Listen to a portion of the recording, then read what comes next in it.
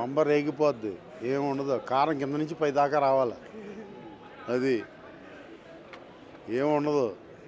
వాసన వచ్చిందంటే అక్కడ దాకా రావాలి, ఎక్కడ తెలంగాణ దాకా రావాలి, గుంటూరు నుంచి తెలంగాణ దాకా రావాలి. ఘాటు మామూలు ఘాటు కాదు.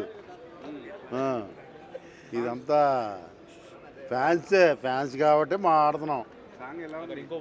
సాంగ్ వచ్చేలాగా జై జై జై బాబు జై బాలయ్య, అర్థమైందా?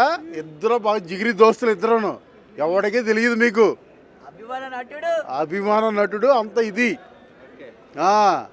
ఏముండదు ఇక్కడ, అంత మ్యూజిక్కే, ఏఆర్ రెహమాన్ మ్యూజిక్కే.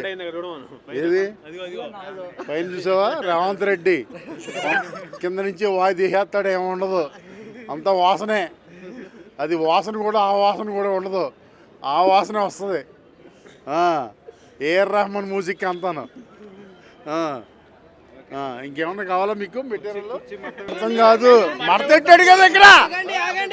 ఇప్పుడు ఆల్రెడీ మడతెట్టాడు కుర్చీ ఒకడు, తర్వాత ఇంకొకడు వస్తాడు మడత పెట్టేవాడు,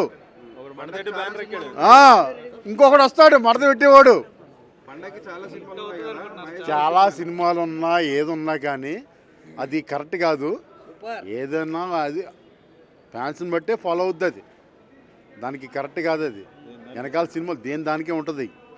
అది మాకు ఉన్నదాన్ని బట్టి మేము మాట్లాడుతున్నాం, అంతవరకే. పక్కన ఏది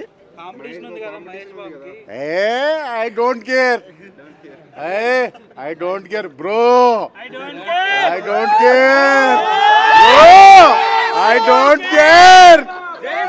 జై బాలయ్య, జై బాలయ్య, అంతవరకే. I don't care. పక్కన రేవంత్ రెడ్డి ఉంటాడు, తిరుపతి రెడ్డి ఉంటాడు.